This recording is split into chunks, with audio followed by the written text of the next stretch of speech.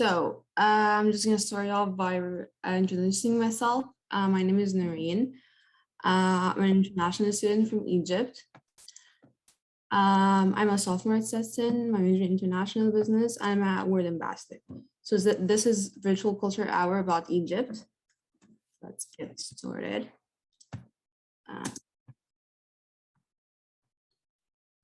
Okay. This is what we'll cover today. I like to start off by geography, we're going to cover some art, food, language, and then the contributions of Egyptians to the world. So, is Egypt in Africa or Asia? I've had people asking me this question because I don't know if it can get a bit confusing, but Egypt is in Africa, but this part, the Sinai Peninsula, the part on the east side, this is in Asia. It's in North East Asia. Sorry for that.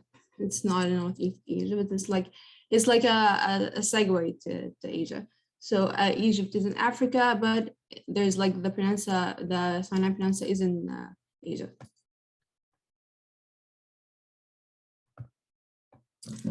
Okay, the population is, we're a lot. We're 100 million people, and we're mainly concentrated on the Nile River.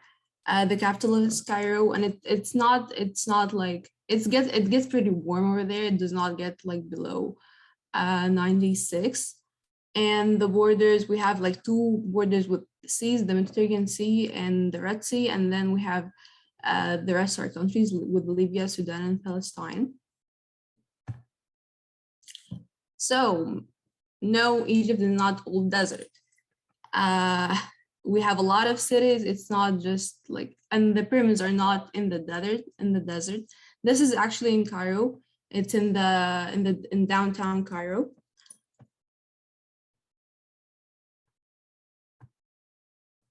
A little bit about history.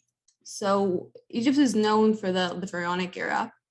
And right around 3150 BC, the two kingdoms of Egypt, the upper Egypt and lower Egypt, were unified.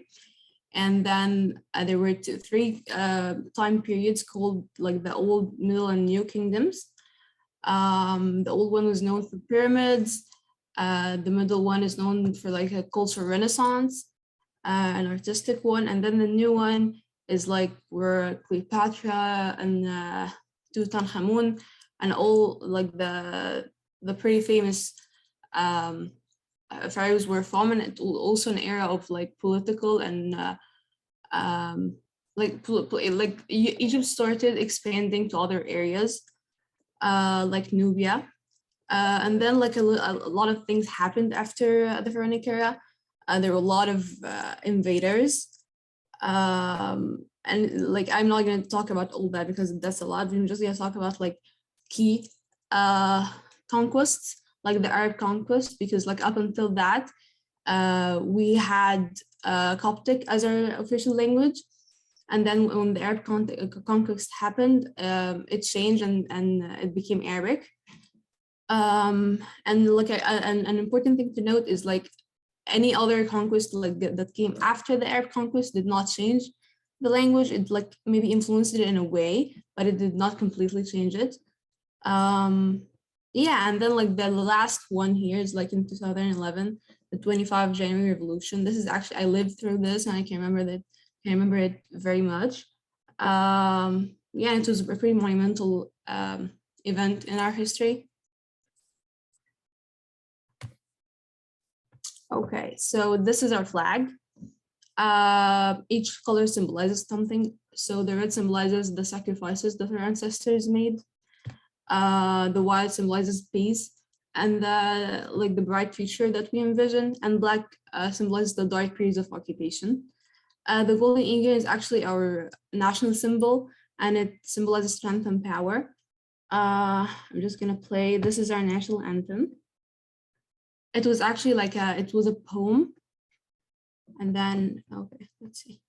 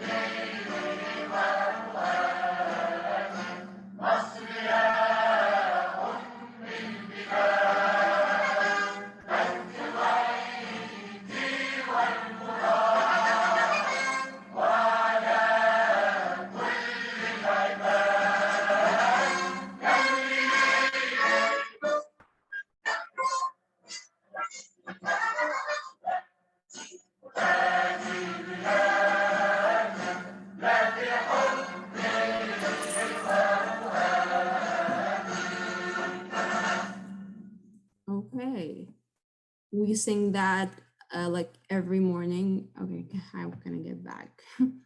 We sing that like every morning in schools.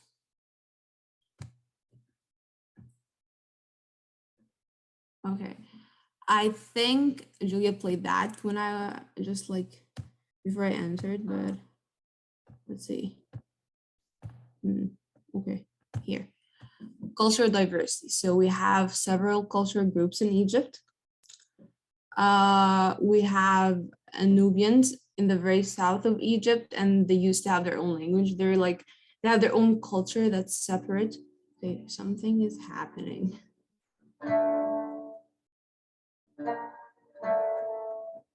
Just a second.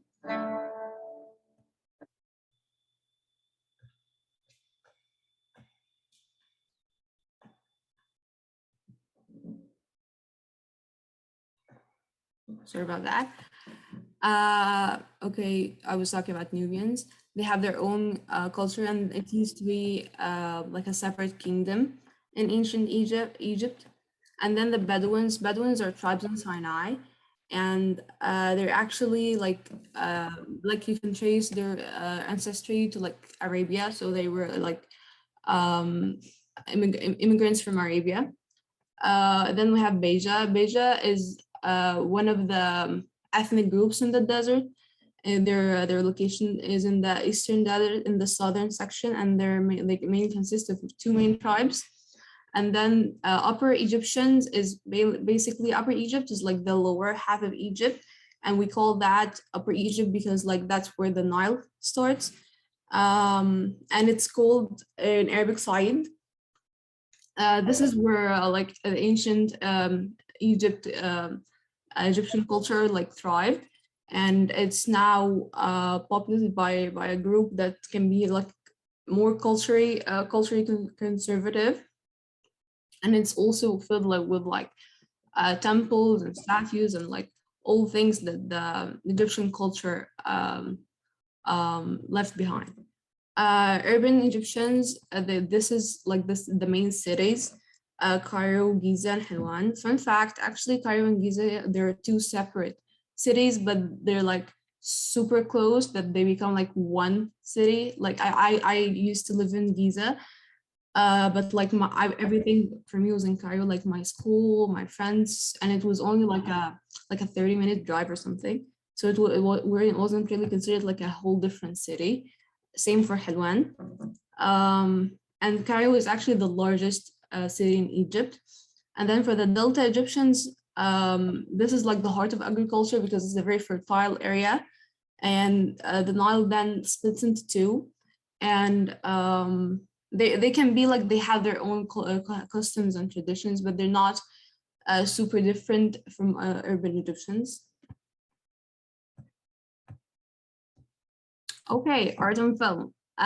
This is Samia Gamal. I love her so much. She's a belly dancer and a movie actor. So Egypt is a hub of art and film of the Middle East. The like most Arab countries look for I'm not gonna say inspiration, but like it's pretty popular for like kids from like other Arab countries to grow on Egyptian movies. Like I have a Tunisian friend, and like when we met, she like kept like telling me how her mom loved Egyptian movies and like they were watching it as she grew up, so like she could understand much of my dialect. We're gonna get to the dialect part later. Yeah, and that goes too for Egyptian music because of like the many cultures in Egypt. We have like different type of music styles, and I love them all so much. We're gonna play about like two clips of them, and belly dancing too. Belly dancing started in Egypt, and we have a lot. Like it's an industry in Egypt where you have a lot of like dancers that are like either performing in like weddings or like parties. It's a very like robust industry. Okay, this is actually from the Golden Parade last year. It's a song in the ancient Egyptian language, which I love so much. We're gonna play this. Hold on. Why is it not? Okay.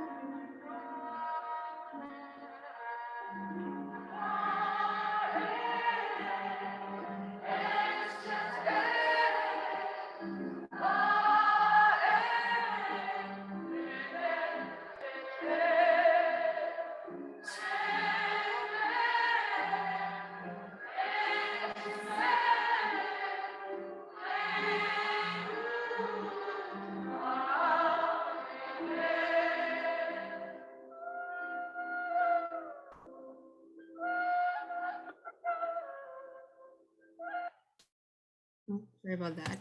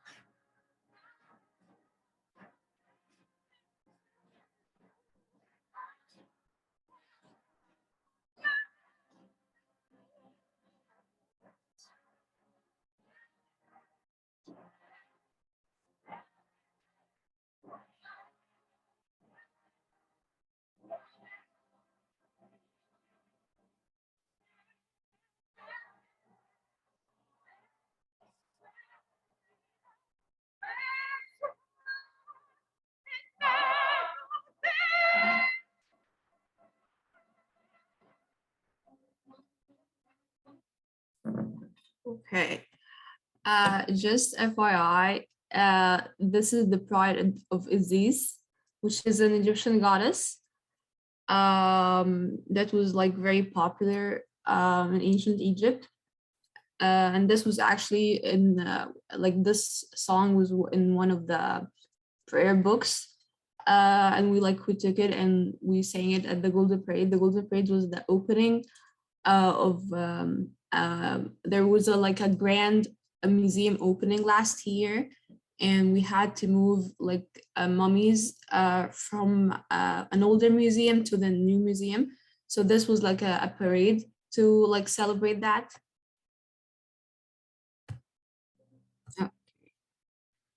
I don't know if you saw that or not, but I'm just gonna like play like a small part of it. It's another music style. It's it's very popular.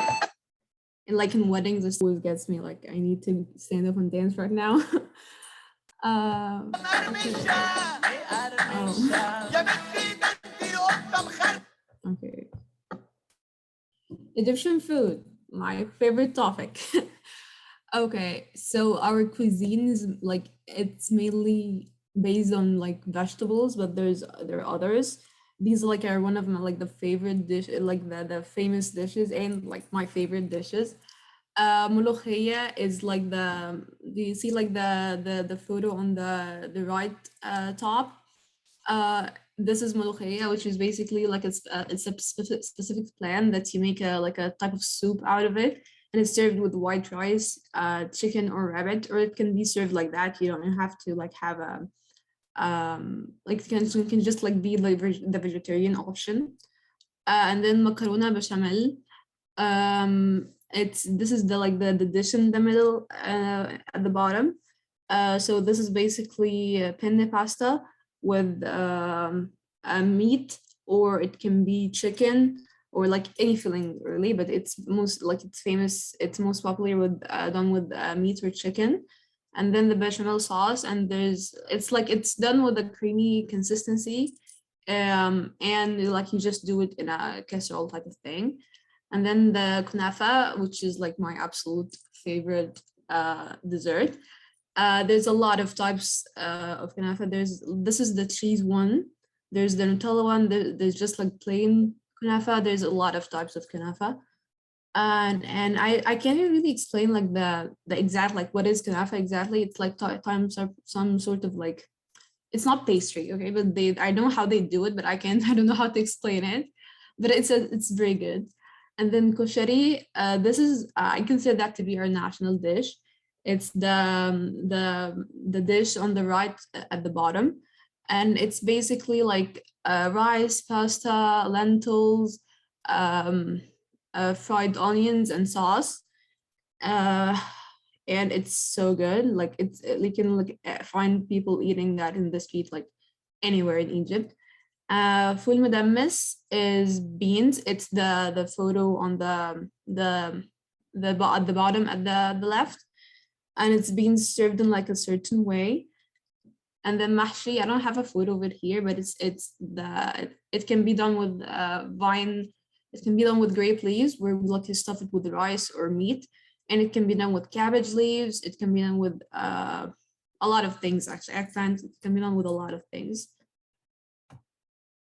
This is a video about the food in Egypt by Kelly Farrow. She's I think I don't know what she is, but she like did a I don't know her profession. I think she did like I think she's a media something. I don't know. The traditional foods of a destination are so intimately tied to the culture that you feel like you can better understand the country with every bite. So it's important for U.S. Tour Operators Association members like Abercrombie & Kent to make sure we experience the creation of Egypt's staple foods, made by hand and in the same manner for centuries. At Andrea Restaurant, we met the women baking bread, the country's staple, in traditional outdoor stoves. These flattened loaves, called aish, are baked at very high temperatures, causing them to puff up and the insides to separate, which makes them perfect for scooping and wrapping around falafel. Wow, look at this, it's freshly made. Thank you. Shukran. Shukran. So light and fluffy. Very good.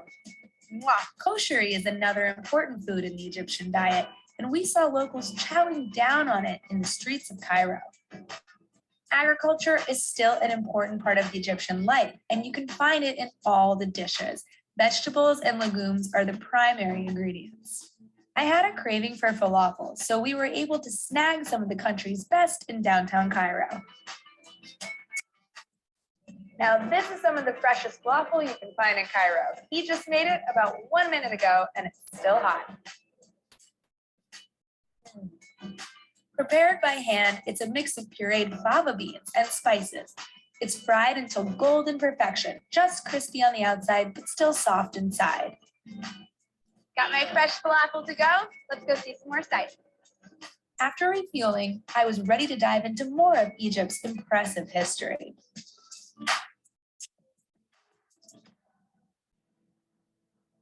Part of our journey was spent on the Nile, which allowed us to glimpse the riverbank towns as we passed by.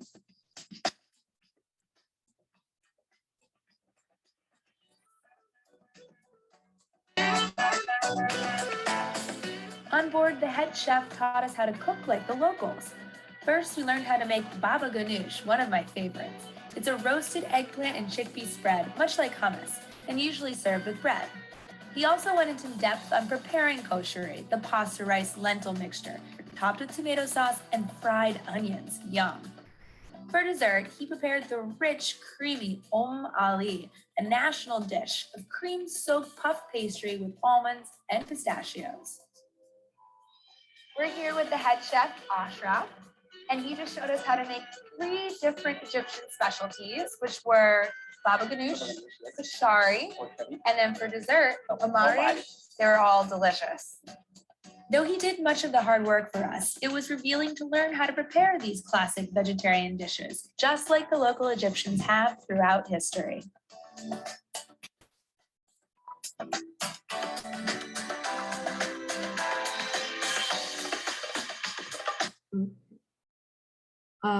So as you can see, like the Egyptian cuisine is like heavily reliant on vegetables. So it, like if you're vegetarian and you're worried about like what you can eat when you're in Egypt, there's plenty of options. It's mainly vegetarian options, you guys.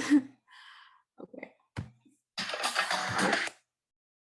Language. Okay, so yes, our national language is Arabic, but there's a lot, like it's more complex than that. Our national language is like the modern or standard Arabic, which is called Al-Fusha, and it's like a lingua franca between all Arabs, because like all Arabs can understand that. But then each country has its own dialect, and a fun fact, we cannot all understand each other. So, for example, I can like barely understand Tunisian dialect, and like I had Tunisian friends, and like one of them could understand me because she grew up watching Egyptian movies, so she could like understand some words.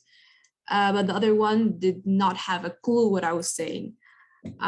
So yeah, there's like a lot of variations between the dialect. So like mainly if you're like with an Arab person, and like if I'm with a Tunisian person, we just like speak English or French. It depends on like the language that we're both fluent in. Okay, so like getting back to Egypt, we have our Egyptian Arabic dialect, but even within that, there's like a lot of variations. Bedouins and Upper Egyptians have their own variations, and they I don't know how to explain it, but they're not similar to each other more, but like it's kind of like in the same family, if you know what I mean. But we can understand them. Like within Egypt, we can understand our own dialects. But maybe to like a foreigner, it would not be like too confusing. The Cairo dialect is like used with variations throughout the towns of Delta and the coastal cities. For example, I'm from Cairo and my mom is from Alexandria. It's a coastal city in the north. And whenever I would visit my family in Alexandria, we would understand each other. Like it's exactly like the same dialect, but there's like few different words that are different. And then yeah, so like in addition to knowing Arabic, most educated Egyptians are fluent in English or French or both, as well as Arabic. So like personally, I know English, French, and Arabic. There are also minorities, or like not minorities, but there are also people who are fluent in German instead of French. But like English is it's like our second language. So like you would find most educated people knowing English, or at least some English. There are other minorities where they have their own languages. So the Beja and the Nubians have their own languages. The Nubians have like a mix of their own language in Arabic, but like in ceremonies and stuff, they would only speak and like sing in their own language.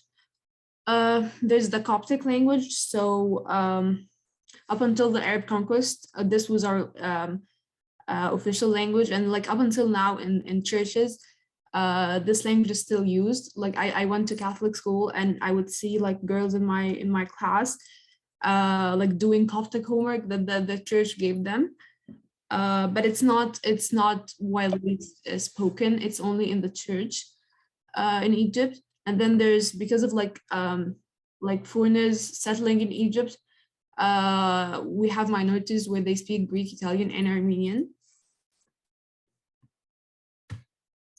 Okay, language lesson. We're gonna like try to learn how to say like an introductions in Arabic today. So to say hi, you would say salam, and salam mainly like it means like peace. Okay, but like we use it as a greeting. And then how are you? It's ازيك. Well, this is a bit tricky because like we have, when you're addressing like a male or a female, you have to like do like a different sound, but we're just like gonna stick with just ازيك. So it would be salam ازيك. And this is in the Egyptian dialect, by the way. Does anyone want to try to say it?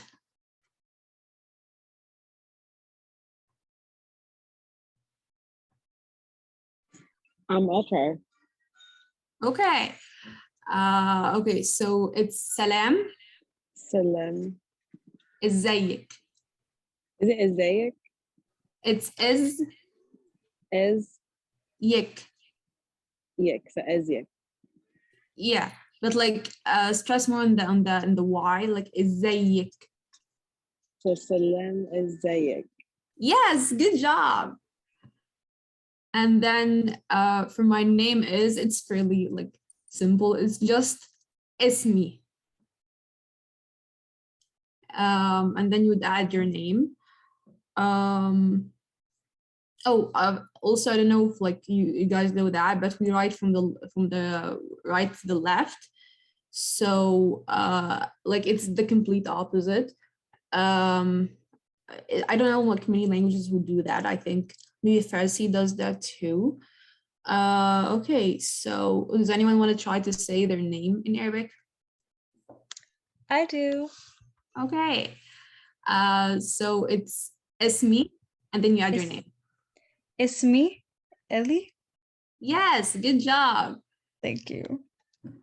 And then for the age part, I don't know, like I tried to add 3 numbers because I didn't know like what ages are gonna be here. So I had 19, 20, and 21. For ages, you would say Andi, which means I have. And then like the number Sana. Sana means years. So you'd say Andi and then blank Sana. Does anyone want to try with their age? And maybe if it's not here, I can like tell you your age in Arabic.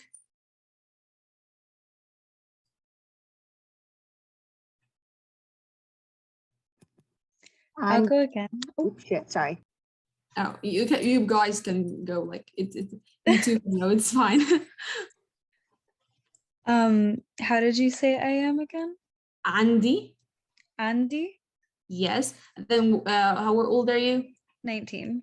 Okay, so this would be تسعة تسعة عشر. أشهر. Yes. So عندي 19 عندي تسعة أشهر سنة. سنة. Yes, good job. Actually, you nailed the first part because like the ayn sound is a bit tricky for people, and you like you wow. I was never like heard someone like nail it from the first time. Oh, thank you. I speak Portuguese fluently, so sometimes there's like weird sounds that I can make with my throat that English speakers can't. Oh, that's so interesting. Okay, who else wants to go?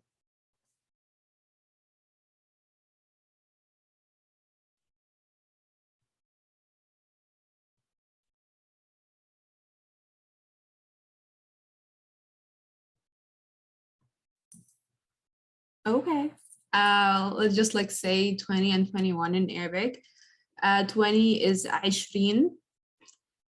And then 21 would be you just add the number like one. So it would be واحد, which is one, وعشرين. And wadi, it just means and. So وعشرين is 20, واحد وعشرين is 21.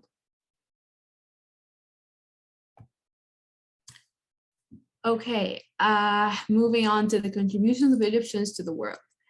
Fun fact, we invented the color blue. I did not know that until recently. I'm so ashamed that I did not know that. As like my favorite color is blue, and then I was talking with my professor how this is my favorite color, and he told me that like this is interesting because like Egyptians invented the color blue, and I did not know that. Among other things that ancient Egyptians invented are paper, ink, cosmetics, toothpaste, toothbrushes, and like many others. There's a lot that ancient Egyptians invented. There's also Ahmed Zuwail. He's the father of femtochemistry. I'm not like a big science person, so I cannot really say what femtochemistry is, but I do know that he invented the femtosecond, and that's like a measurement unit that's lower than a second. That's like the like that's what I know about this. And then there's Farouk al-Baz, and he was one of the principal scientists involved in NASA lunar landing project. There's also Mustafa Sayed. He discovered cancer treatment with gold. And finally, female representation. Samira Musa, she developed an equation that would allow atoms of cheap metals to split and radiate nuclear radiations.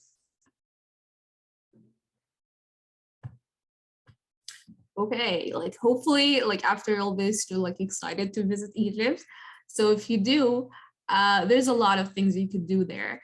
I still have not visited everything there is to visit in Egypt because there's a lot. But mainly like if you want to like go to temples and stuff like that, you would go to I think I recommend Abu Simbel temple.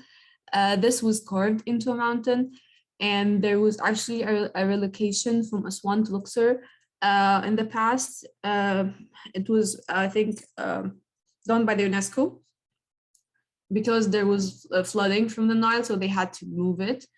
And it was like specifically built for solar alignment, so that it would like the sun would shine on the king's like statue in the year. And then the pyramids of Giza and Sphinx. I actually used to live next to the pyramids of Giza. I could not see them because there's a lot of buildings and like we're far away. But I used to live there, and it's always like super cool when like I would drive by them. Alexandria, my mom's hometown. I love the city so much. It's a coastal city, and it's the second largest city of Egypt. And it was built by Alexander the Great, and which he then made the capital. So it was like the former capital. There's actually the library there. It's so cool. It was built also by Alexander the Great. And I think it's like the first library in the world, and it's super great. I love it there. Then there's a lot to do there. Like if you're really like interested in going to Alexandria, I can give you tons of recommendations because like this is my second home, so I know a lot there. Then there's Dahab and the Blue Hole. So like the Red Sea is actually known for like deep diving for ruins. So there was I think there's like a British ship that sunk there from like the World War. I'm not really sure, but like it's like known for deep diving. And there's the Blue Hole, and it's the second deepest blue hole in the world, with 130 meters depth. And it's so cool there. This is in Sinai.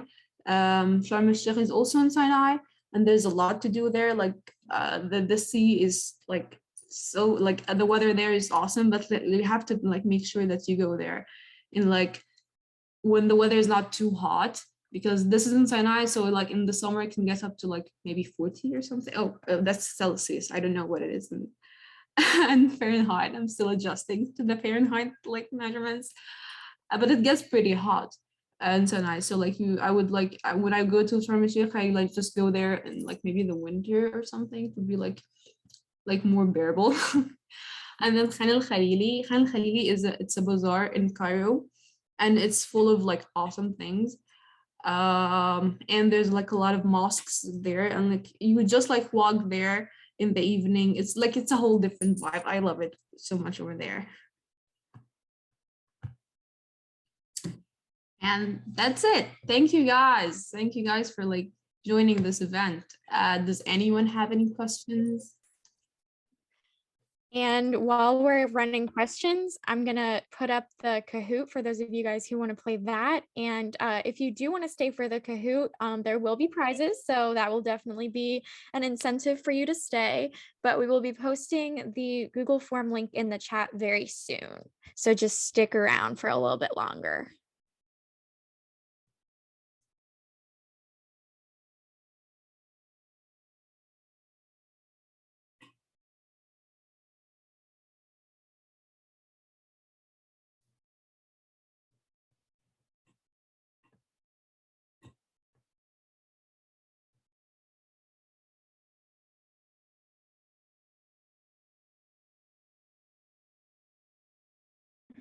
So there's your game pin for the Kahoot.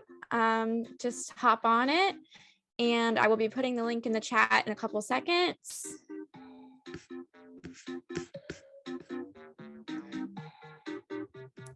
Oh, am I drawing? Okay.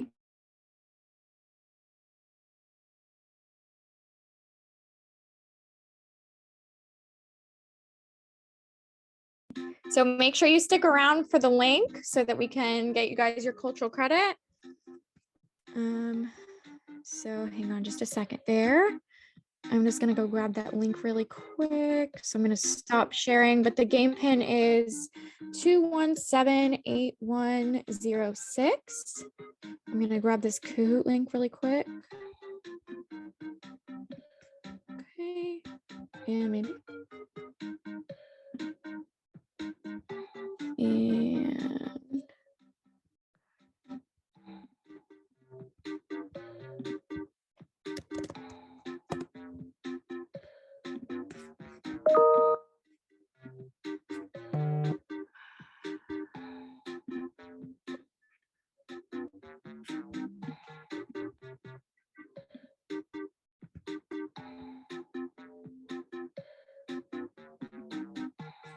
okay, there we go. So keep on hopping on. I will start it at 8:28. So, but make sure if you're not staying for the Kahoot that you get the link in the chat. And the Kahoot pin is 2178106. Sorry, I had my screen not shared for a second there because I had to get that link out to you guys. But yes, Kahoot pin, thank you, is 2178106. So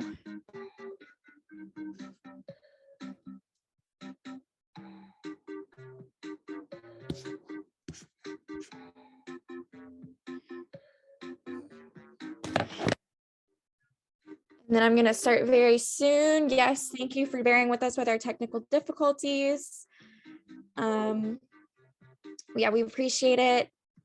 And oh, wow. Okay. We got 35. How many do we have in the meeting? Let's see. Alrighty. I'm going to give it a couple more seconds just to make sure our laggy little Wi-Fi isn't messing with anybody, and then we will get started.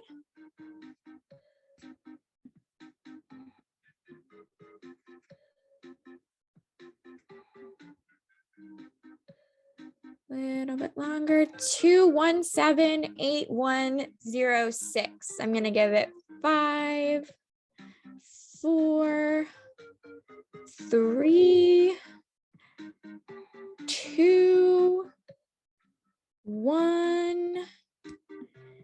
And I'm going to start. The game pin will still be available and you will still be able to log in. 2178106.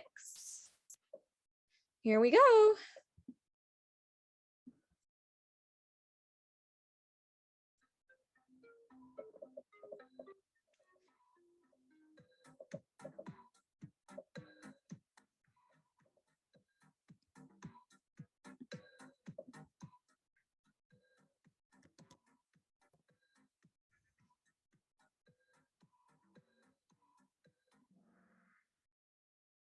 Alrighty, nice job, guys. We've got, looks like almost everybody got that one. Awesome, awesome. Let's see how it's going. All right, looks like Mia is in the lead.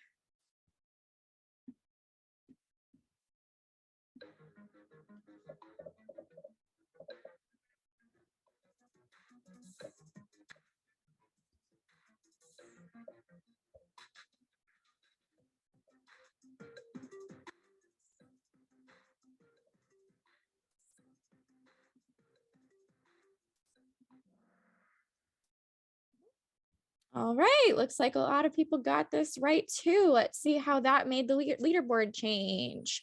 Oh, looks like Joey's in the lead again. Oh my gosh, you guys, are you gonna let Joey win 2 Kahoot?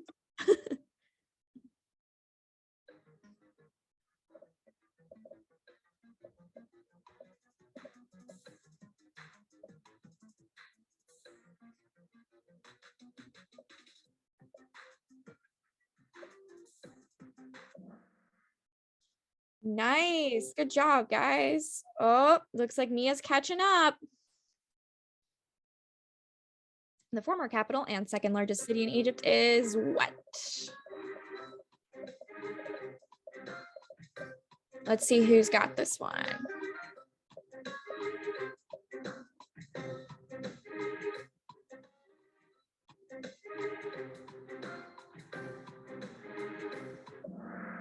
Nice, Alexandria. Awesome. Let's see. And looks like Joey's still in the lead, guys. Some nice high climbers there, though. Which currency is used in Egypt?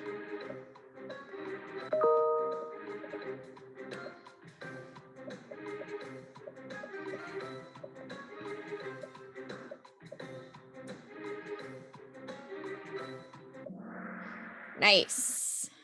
Let's see. Oh, there goes Julia. Nice. And oh yeah, this was a tough question. That's all right. It's okay. You'll get your spots back. In which continent is Egypt?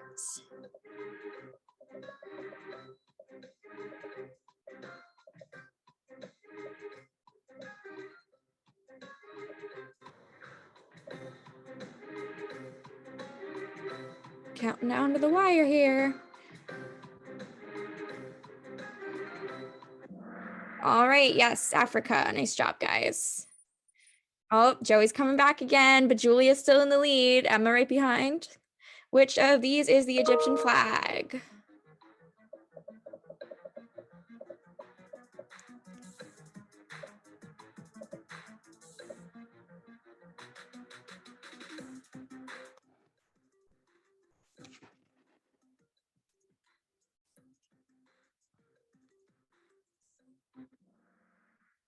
Nice. Looks like most of you got it. Awesome.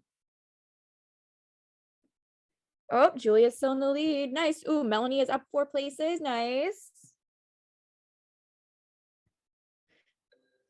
What is this location? Ooh, this might be a hard one. I don't know. We'll see.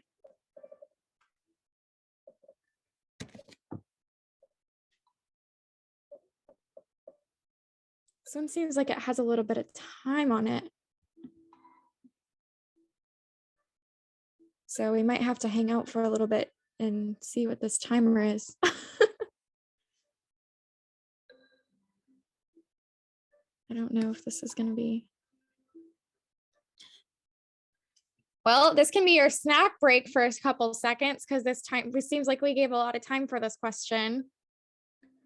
So yeah, the red smiley face is very spirited. Yeah, that was before I realized that I could not enable annotation. So we're just happy today.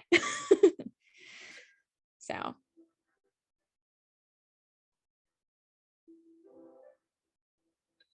I think you can too. All right, I'm gonna do that. And if it like nullifies your answers, I'm so sorry. I think it would just be better to skip it.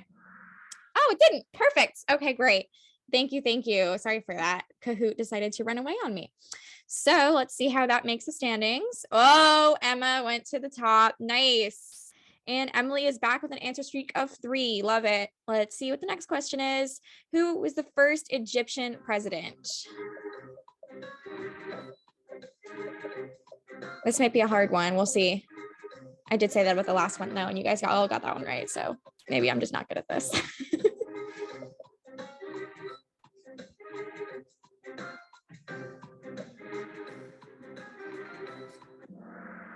Okay, yeah, so that one was a pretty hard one, but that's okay. We'll bounce right back. Oh, looks like Julia's back in the lead. Okay.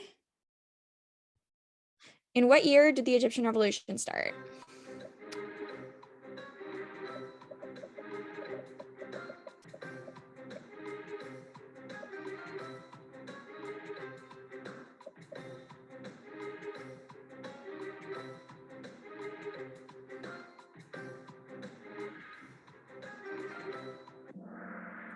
Nice. Most of you got that one. Awesome. And oh, looks like Emma's in the lead now, though. Up 5 places. VM is the highest climber. Nice. Good job. All right. Which thing was invented by Egyptians? Let's see.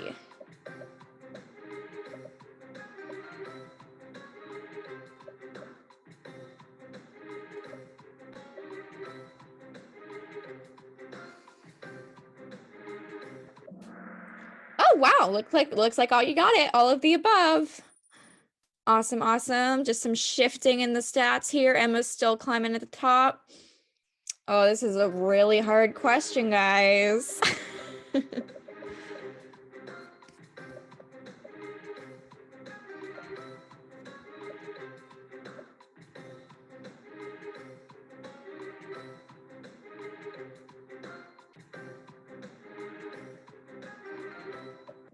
And all of those were correct. So let's see what the standings are.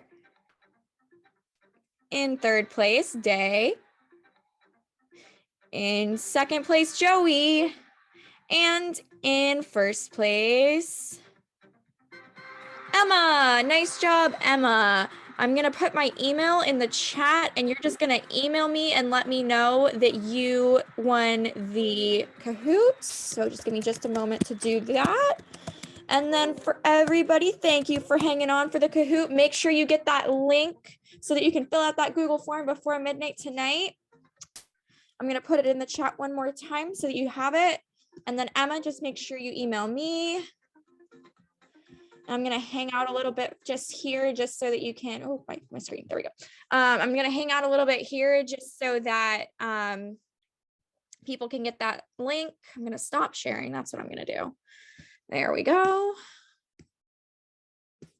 Alrighty, just going to hang on until about 8:40 so that you guys can grab that link.